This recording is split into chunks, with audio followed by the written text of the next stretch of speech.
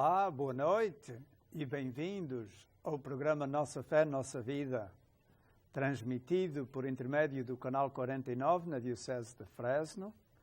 E este programa é transmitido às 7 horas da noite, todos os domingos, e repetido às terças-feiras, às 6h30 da manhã.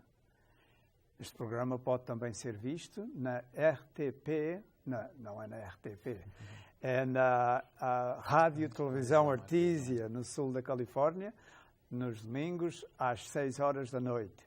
E pode ser visto na internet, a qualquer hora do dia ou da noite, em knxt.tv, e toca-se no playlist, e depois veem lá as nossas caras e podem escolher o programa que quiserem. O programa de hoje, pois, é 18 de fevereiro, é o terceiro domingo de fevereiro. Mas tem lá já programas adiantados e outros atrasados, desde há anos, que os programas estão lá todos guardados, podem ser vistos a qualquer hora. Eu sou o diácono João Sousa, da Diocese de Fresno e da paróquia de Santa Brígida, em Hanford, fazendo o programa juntamente com o padre Isaac de Menezes. Boa noite, Sr. Padre Isaac. Como é que está? Muito bem. Sim, senhor. Aqui já no primeiro domingo da Quaresma. Bem-vindo à Quaresma. Ainda bem, este ano a Quaresma é um pouco mais cedo, que eu gosto mais. Eu gosto mais quando a Quaresma é cedo. Não gosta de estar muito tarde ainda a andar na Quaresma? Quando já está lá quase em abril e ainda se está na Quaresma? É porque faz diferença, sabe? Faz diferença no sentido de casamentos, porque normalmente as pessoas não gostam de casar durante a Quaresma, nem outras festas e coisas assim, e depois se é lá para o fim, o calendário para aí fica muito cheio e no verão é muito quente. E no verão já é mais quente, as pessoas normalmente afastam-se de julho e de coisas assim. A Páscoa este ano é no dia 1 de abril, não é? Dia 1 de abril. Dia 1 de abril. Sim, é cedo, realmente é cedo. É cedo. Muito bem. 18 de fevereiro, terceiro domingo do mês. Temos aí uma leitura comprida, na primeira leitura. A primeira... É logo do primeiro domingo da Quaresma. Não é comprida, assim? Não, temos tempo logo a gente começar já. Vamos lá ver se a gente tem a mesma. Eu acho que sim. Temos a mesma. Ok, vamos a ver o que é que a Igreja põe à nossa consideração no começo da Quaresma, no ano B. Quer ler a primeira leitura? Muito bem. Então vem do livro do Gênesis. Deus disse a Noé e a seus filhos: estabelecerei a minha aliança convosco, com a vossa descendência e com todos os seres vivos que vos acompanharam. As aves, os animais domésticos, os animais selvagens que estão convosco, todos quantos saíram da arca e agora vivem na terra. Estabelecerei convosco a minha aliança. De hoje em diante, nenhuma criatura será exterminada pelas águas do dilúvio, e nunca mais um dilúvio devastará a terra. Deus disse ainda: este é o sinal da aliança que estabeleço convosco e com todos os animais que vivem entre vós. Por todas as gerações futuras farei aparecer o meu arco sobre as nuvens, que será um sinal da aliança entre mim e a terra. Sempre que eu cobrir a terra de nuvens e aparecerá nas nuvens o arco, recordarei a minha aliança convosco e com todos os seres vivos, e nunca mais as águas formarão um dilúvio para destruir todas as criaturas. Palavra do Senhor. Graças a Deus. Eu li estas leituras várias vezes e apercebi-me de que a palavra mais frequente aqui é a palavra aliança. Está aqui 5 vezes, num texto que não é muito comprido, não é muito longo, e, no entanto, a palavra aliança aparece assim tanta vez.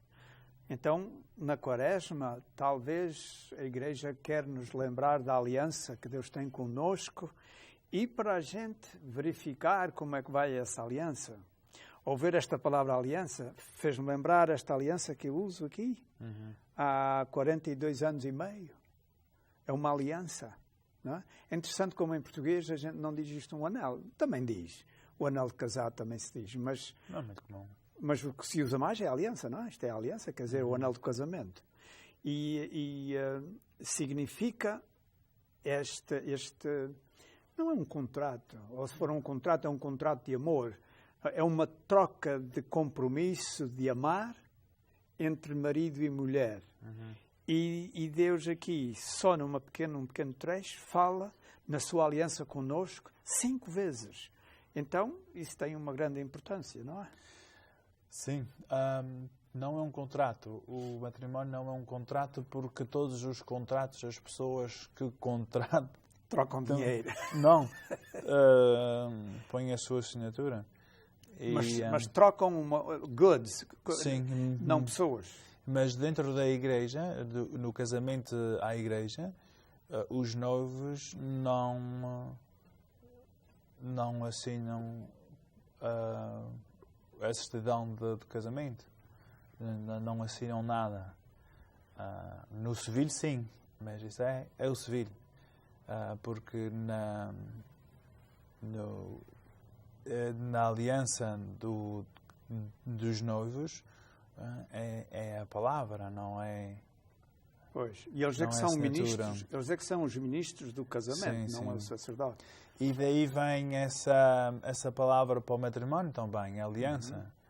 Porque não é apenas estar juntos, mas sim uma aliança que talvez faz-nos pensar assim como numa espécie militar, não é?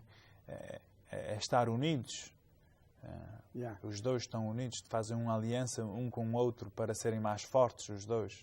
E também, a nível civil, é um contrato. A nível religioso, não é, porque num contrato trocam-se promessas, mas normalmente envolve alguma coisa material. Ou dinheiro. Eu, por exemplo, vou comprar um carro e eu faço um contrato e eu assino de que vou pagá-lo. E eles assinam de que me vão vendê-lo, vão-me deixar usar o carro e eu vou pagar. Há uma troca de promessas, mas que envolve coisas. Ou dinheiro, ou possessões. No casamento, o casamento é uma aliança porque envolve pessoas. Eu concordo e aceito entregar-me a ti, minha esposa, para toda a nossa vida. Já não é uma coisa, é uma pessoa. E ela também se compromete a entregar-se a mim em amor para vivermos juntos toda a nossa vida. E então isso é uma coisa muito alta, isso não é um contrato. Isso está muito além, muito mais alto, tem muito mais valor do que um contrato. E é interessante que o Senhor Deus usa a palavra aliança muitas vezes para significar este compromisso que Ele assumiu com o seu povo e que o seu povo também assumiu com Ele. Embora quebravam muitas vezes esse compromisso. Mas havia esta aliança entre os dois. Sim, embora que esta aliança é das primeiras alianças, mas que não está ao mesmo nível como, por exemplo, a aliança com Abraão, que vem depois da aliança com Noé. Assim que eu acho que a aliança de Noé é assim mais aquela aliança com Deus e com cada ser humano. Por isso diz com todas as suas criaturas. Eu acho que Nosso Senhor, eu acho que Deus, para dizer a verdade, não está muito preocupado com os gafanhotos, nem com as formigas, se elas morrem ou não. Eu acho que quando aparece aí para destruir as suas criaturas, eu acho que é uma referência mais a Deus. Perdão, é mais uma referência ao ser humano, aos homens. Porque só somos filhos de Deus aqueles que são batizados. Os outros são criaturas de Deus, porque não têm essa aliança com Deus. Mas aqui é mais como que uma aliança cósmica, que envolve os outros elementos da natureza. Tão bem, aí vai tudo junto, mas é mais com o ser humano, por causa que o ser humano é que é o centro da criação, é a peça central da criação. E Noé, pois, tem é a história do povo que deu as costas para Deus, menos Noé e pouco mais, a sua família, e os que estavam casados com as suas filhas. E Deus os resgata, salva dentro daquela arca e aí dá uma nova oportunidade. E isso tem muito a ver com a Quaresma, que a Quaresma é aquele tempo também de 40 dias, tal e qual como os 40 dias e 40 noites de chuva, para quando isso acaba, ser uma nova esperança, um recomeçar, acabar com o mal para que possa sair o bem. Yeah. E nesta Quaresma, se a gente se sente ou se julga que está em pecado e que está fora desta aliança com Deus, é uma altura muito boa para reparar a aliança, para consertar a aliança com uma boa confissão e voltarmos de novo a fazer parte desta aliança que Deus estabeleceu com o seu povo. Não? Claro que sim. Também essa palavra aliança nos faz pensar também que é entre os dois, ou seja, entre eu e Deus, não é? Deus e eu. E que, como o senhor disse, se ela está mal, é por a nossa culpa. E por isso é que está ao nosso alcance a reparar aquilo que nós destruímos ou aquilo que nós fizemos mal. Então, a Quaresma é isso mesmo, não é? Da gente reparar? Mais ou menos.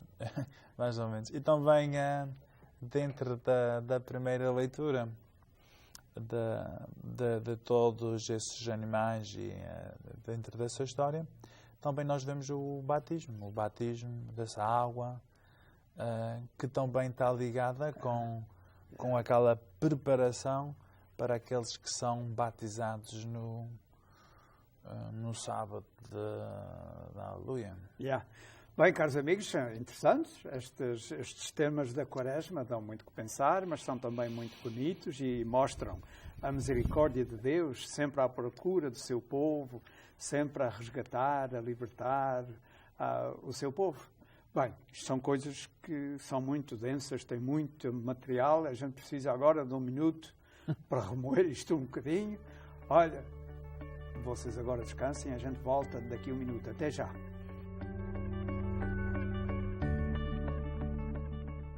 Join KNXT and Holy Spirit Church every Sunday morning at 10 a.m. for a live Mass, the only live Catholic Mass direct from Holy Spirit Church on KNXT, channel 49, 35, and 38 Bakersfield, and streaming live on knxt.tv.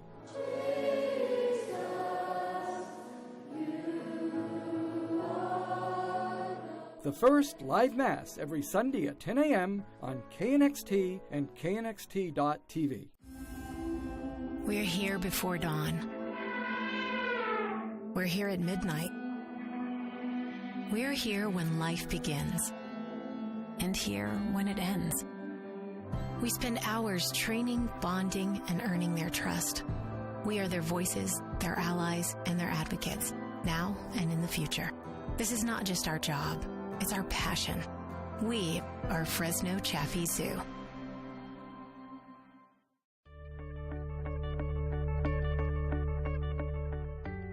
Olá, bem-vindos de novo ao programa Nossa Fé, Nossa Vida. Nesta primeira parte, falámos um bocadinho sobre as consequências do dilúvio e que Deus quis reatar a aliança com Noé e, por intermédio dele, com o seu povo. Sr. Padre Isaac, quer dizer mais alguma coisa da primeira leitura antes da gente ir ao Evangelho? Sim, vamos para acabar assim com um pouco mais de graça. Ok. Sim, uma anedotazinha que eu aprendi aqui há uns tempos atrás, em que teve num certo lugar, houve umas cheias e matou, choveu muito e matou uma pessoa. Matou muita gente. E um deles foi para o céu. E ele andava lá no céu e a todas as pessoas que encontrava, começava a falar das cheias e choveu e era água para aqui e água para ali. Todas as pessoas era sempre a falar das cheias que aconteceu. E as pessoas já estavam assim a ficar meio fartas. Não é? Então aí São Pedro teve uma ideia muito boa. Então aí São Pedro foi ter com ele e disse, olha, nós vamos fazer aqui um auditório grande e vamos convidar toda a gente e tu lá diz uma vez por toda a tua história e deixa o resto da mão, está bem? Mas e quero que tu saibas que Noé também foi convidado. Essa está boa. Achei graça. Yeah. Ninguém sabia de um dilúvio como Noé. Mais alguma ideia, Sr. Padre? É só, vamos ao Evangelho. Ok, ele é curto. Ainda bem. Isto é o Evangelho de São Marcos. O São Marcos não gasta muito tempo a fazer uma coisa. O Evangelho rápido. Bem, caros amigos, leitura do Evangelho de Nosso Senhor Jesus Cristo, segundo São Marcos. Naquele tempo, o Espírito Santo impeliu Jesus para o deserto. Jesus esteve no deserto 40 dias e era tentado por Satanás. Vivia com os animais selvagens e os anjos serviam-no. Depois de João ter sido preso, Jesus partiu para a Galileia e começou a pregar o Evangelho, dizendo: cumpriu-se o tempo e está próximo o reino de Deus. Arrependei-vos e acreditai no Evangelho. Palavra da salvação. Glória a vós, Senhor. Isto parece curto, mas isto tem muito que se liga. Não é? Jesus foi para o deserto. Jesus diz que o Espírito Santo impeliu, não é? Então o Espírito Santo leva o Senhor aí para o deserto. Bem, eu acho que nós temos de entender isso. Não é que o Espírito Santo levou Jesus para o deserto para aí ser por força tentado, como que tenha passado por essa prova. Talvez foi. Não, eu acho que não. Eu acho que sim. Não. Eu acho que o Espírito Santo é aquele mesmo Espírito que toca aquele casal, aquela pessoa para viver um retiro, que nos toca é sempre para o bem, não é para o mal.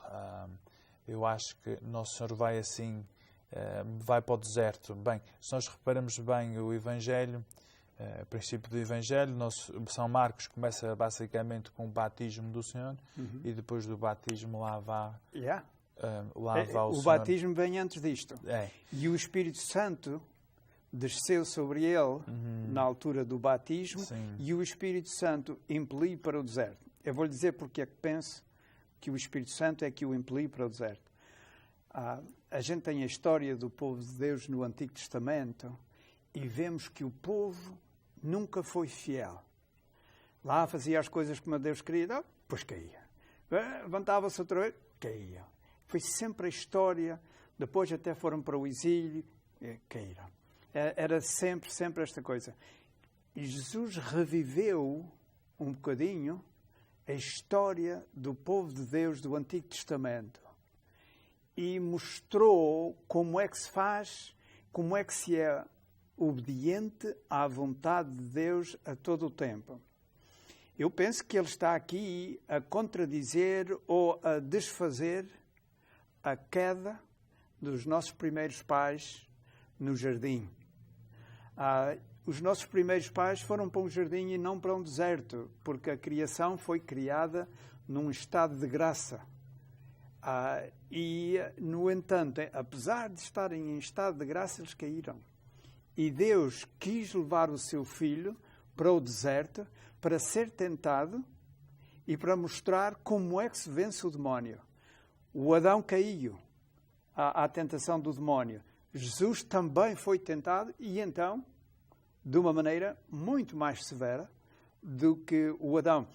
As tentações, a gente às vezes lê aquilo assim de uma maneira simples, mas no Evangelho de São Mateus, que são mais compridas, mais desenvolvidas do que aqui, que o demónio disse: se fizeres isto, se fizeres aquilo, se te enviares daqui abaixo, posso transformar as pedras em pão e essas coisas todas.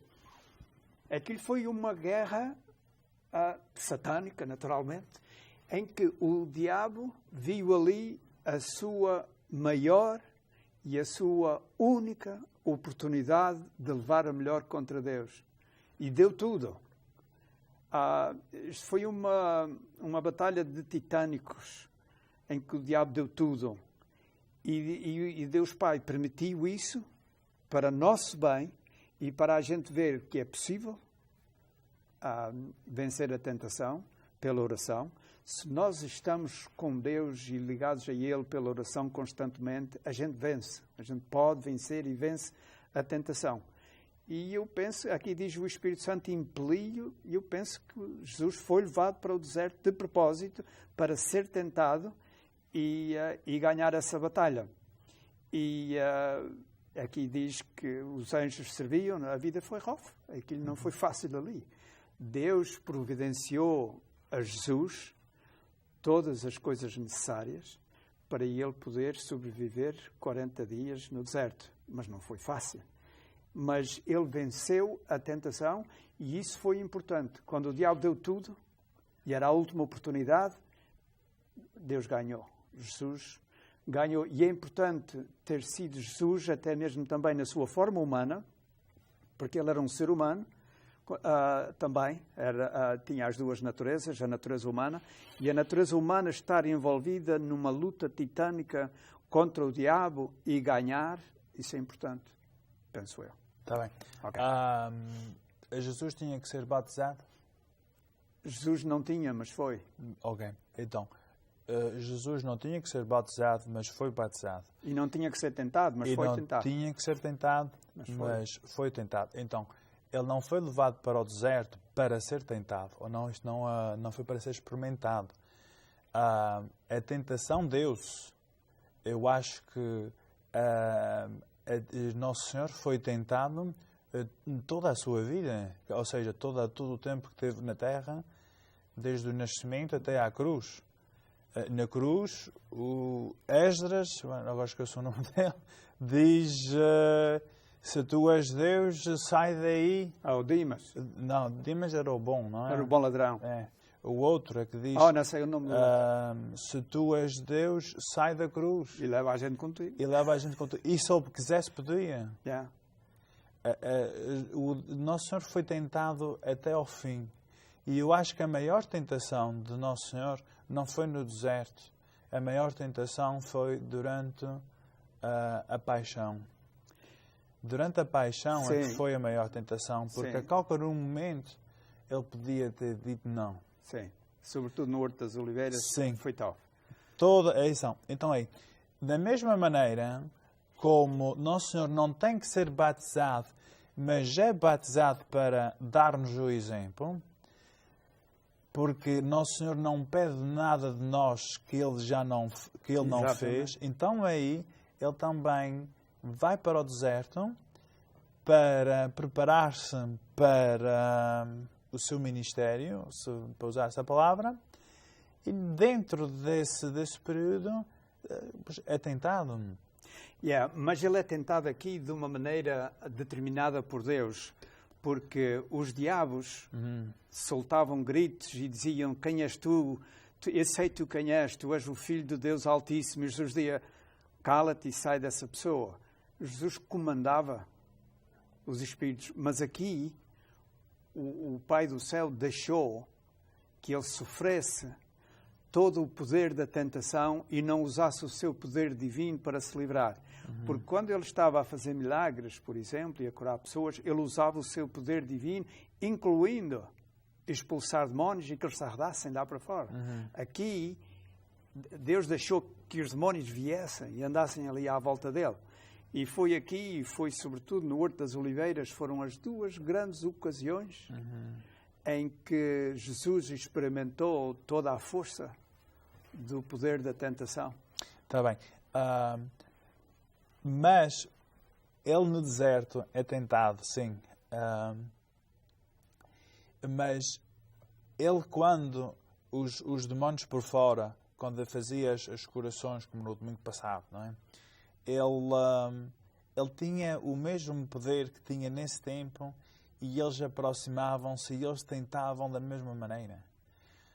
Eu acho que essa experiência dos 40 dias do deserto tem muito mais a ver com os 40 dias de Noé, tem muito mais a ver com todas as outras quarentenas que E aparecem os 40 na anos Bíblia. no deserto, Sim, em que eles as foram quarentenas, tentados. as quarentenas, como aquilo que o Senhor disse ao princípio, que é para mostrar-nos como nós podemos vencer as nossas tentações por meio da fé, por meio da Escritura, porque nos outros evangelhos existe quase como um debate bíblico e usando a Escritura. De qualquer maneira que seja, é conduzido ao deserto para preparar-se e no meio dessa preparação vem essa tentação, essas tentações. Mas eu não acho que Deus leva-o de propósito para experimentá-lo, para ver se ele ia enganar ou não. O Mateus diz isso, que ele foi levado para ser tentado pelo mundo. Bem, para ser tentado, mas não nesse sentido, o tempo está-se a acabar. Acabarei. Não nesse sentido para ver o que é que ia sair, para ver se ia revoltar-se ou não, porque ele era Deus. Eu acho que a sua análise tira um pouco da divinidade de Deus. Mas acrescenta muito à sua humanidade. Porque a gente às vezes aferra-se à divindade e diminui a humanidade dele. E ele era perfeito homem e perfeito Deus. Mas, olha, caros amigos, olha, a gente, com estas conversas, chegamos ao fim do tempo. Não esquecer a mensagem final do Evangelho de hoje, que quando Jesus começou a pregar, ele dizia: cumpriu-se o tempo e está próximo o reino de Deus.